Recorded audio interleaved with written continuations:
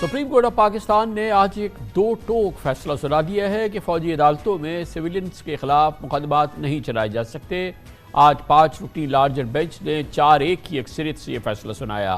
Bench के सरबराह justice Ejazul Ahsan समेत justice Munib Akhtar, justice Mazahir Ali Akbar Naqvi और जस्टिस आयशा मलिक ने फौजी अदालतों में सिविलियंस के ट्रायल के खिलाफ PTI और दीगर फ़रीक़ैन की दरख्वास्तें मंजूर कर ली और आम शहरियों के मिलिट्री कोर्ट्स में ट्रायल को कलअदम करार दे दिया है। जबकि जस्टिस याहिया आफरीदी ने अक्सरती फैसले से इख्तिलाफ किया है और पैराग्राफ नंबर 1 पर अपना फैसला महफूज किया है।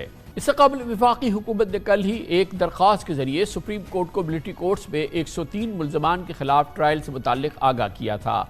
आज 6 सफ़ात पर मुश्तमिल मुख्तसर फैसले में सुप्रीम कोर्ट ने करार दिया कि 9 और 10 मई के वाक़यात के तमाम 103 मुल्ज़मान के ट्रायल्स आर्मी कोर्ट्स में नहीं होंगे, बल्कि मुताल्लिक़ा फौजदारी अदालतों में उनकी समाअत होगी। अदालत ने मिलिट्री कोर्ट्स में ज़ेर समाअत केसेस में ऑफिशियल सीक्रेट एक्ट की शिकों को भी गैर आइनी करार दे दिया है।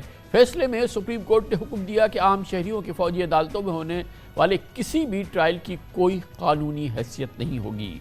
याद रहे कि 9 मई के वाक़यात में शहदा की यादगारों की भी हुरमती हुई थी। GHQ और कोर कमांडर्स हाउस समेत फौजी तंसीबात पर हमलों के बाद 1 माह के दौरान ही फॉर्मेशन कमांडर्स कॉन्फ्रेंस और कोर कमांडर्स कॉन्फ्रेंस हुई थी। फॉर्मेशन कमांडर्स कॉन्फ्रेंस ने 9 मई के मनसूबा साजों और किरदारों को आर्मी एक्ट और ऑफिशियल सीक्रेट एक्ट के तहत कैफर किरदार तक पहुँचाने के अज़्म का इजहार किया था। फॉर्मेशन कमांडर्स ने यह इरादा भी किया था कि किसी भी हल्के की जानिब से मज़मूम अज़ाइम को हतमी शिकस्त देने की कोशिशों में रुकावटें खड़ी करने से आइनी हाथों से निपटा जाएगा। DGISPR मेजर जनरल अहमद शरीफ चौधरी ने प्रेस कॉन्फ्रेंस में कहा था कि सानह 9 मई को न भुलाया जा सकता है, न इसके मनसूबा साजों और सहूलतकारों को माफ़ किया जा सकता है। उनका कहना था कि 9 मई के 102 शरपसंदों का मिलिट्री कोर्ट्स में ट्रायल जारी है।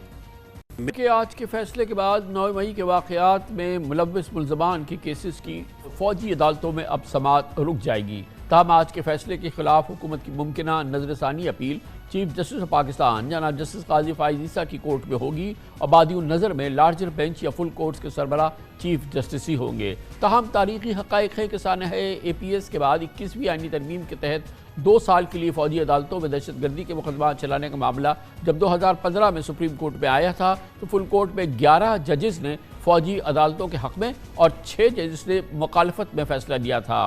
इत्तफाक की बात है कि जस्टिस काजी फ़ाइज़ ईसा ने अक्सरियत फ़ैसले से इख्तिलाफ किया था और फौजी अदालतों को सिविलियन के ट्रायल के लिए गैर आइनी करार दिया था। गोया कि जस्टिस काजी फ़ाइज़ ईसा इस सिलसिले में अपनी कानूनी राय दे चुके हैं। आज की अहम डेवलपमेंट पर बात करते हैं। हमारे साथ मौजूद है जनाब सलमान अकरम राजा, जिन्होंने एक पिटिशनर के साथ इस मामले पे इस केस को प्लीड भी किया था। इस मामले के अंदर जो वकला जिन्होंने कि इस फौजी अदालतों के क़याम की मुखालफत की थी, सलमान अकरम राजा साहब उसमें शामिल थे। बहुत बहुत शुक्रिया।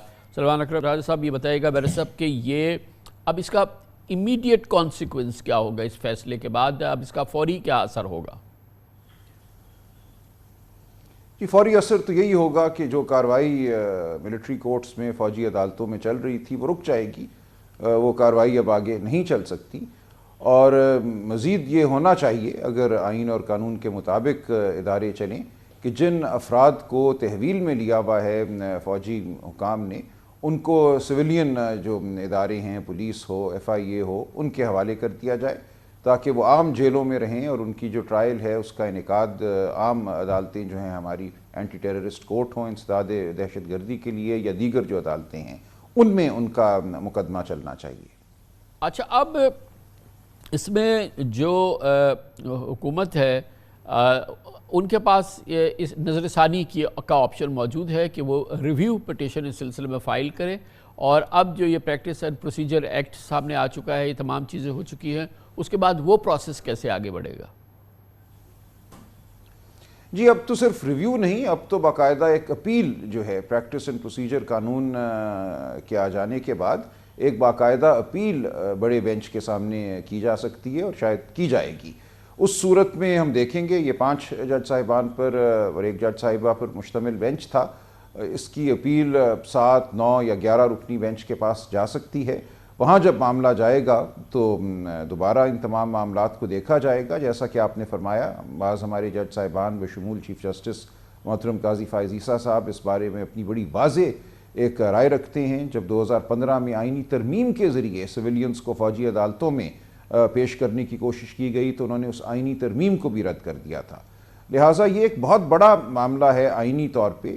جو بھی کسی کی خواہش ہو کہ سویلینز کو ہم نے فوجی عدالتوں میں لانا ہے جہاں کرنل صاحبان، میجر صاحبان جج کے طور پہ فیصلے کریں گے، یہ ہمارے آئین کی روح سے متصادم ایک مگر بیرسٹر خواہش صاحب ہے. یہ پہلی یا دوسری بار تو نہیں ہو رہا ہے، متعدد بار ہوا ہے. ابھی گزشتہ حکومت کے دور میں بھی یہ ہوتا رہا ہے، تو یہ کوئی پہلی بار عمل نہیں ہے یا پاکستان کی ہسٹری کے لحاظ سے کوئی غیر معمولی عمل نہیں ہے. سویلینز کا فوجی عدالتوں میں جو ٹرائل ہوتا رہا ہے، جرم کی بات ہے، اس جرم کے حوالے سے وہ یہ مقدمات چلتے رہے ہیں، جس میں خاص طور پہ آفیشل سیکرٹ ایکٹ اور اس قسم کے جو دوسرے معاملات ہیں. نہیں، ایسا نہیں ہے. دیکھیں 2015 سے 2019 تک کا جو دور ہے وہ آئینی ترمیم کا دور ہے. 2015 میں ایک آئینی ترمیم کی گئی جس میں 2 سال کے لیے یہ رکھا گیا کہ سویلینز کا ٹرائل جو ہے فوجی عدالتوں میں ہو سکتا ہے. اس میں پھر 2 سال کی مزید وسعت دی گئی. لہٰذا 2015 سے 19 تک جو مقدمات ہوئے ان کو آئینی تحفظ حاصل تھا. اس سے پہلے کا جو عرصہ ہے وہ عرصہ وہ ہے جب 1967 میں ایک ترمیم ہوئی آرمی ایکٹ میں. پہلی بار بر صغیر میں، بھارت میں ایسا نہیں ہوا، بنگلہ دیش میں ایسا نہیں ہوا. صرف ہم نے یہ کیا کہ سویلینز کی ٹرائل کچھ مخصوص حالات میں ملٹری کورٹس میں کرنے کی گنجائش پیدا کی. اس ترمیم کو ایف پی ایل ای کے کیس میں 1975 میں دیکھا گیا، لیکن اس وقت اس کو 1962 کا جو آئین تھا اس کے تناظر میں دیکھا گیا. ہمارا 1973 کا آئین یکساں مختلف ہے اور کسی نے توجہ نہیں کی. یہ ایک افسوس کی بات ہے. اور اس مقدمے میں پہلی بار یہ بات سامنے آئی کہ اس آئین کی روح سے، اس آئین میں آرٹیکل 175(3) ہے جو یہ کہتا ہے کہ کسی صورت بھی کوئی ایگزیکٹو کا، انتظامیہ کا شخص جو ہے وہ عدالتی عمل نہیں کر سکتا، وہ عدالت کا سربراہ نہیں ہو سکتا. جو فوجی افسران ہیں، کرنل صاحبان، میجر صاحبان، وہ انتظامیہ کا حصہ ہیں، وہ منسٹری آف ڈیفنس کے افسران ہیں.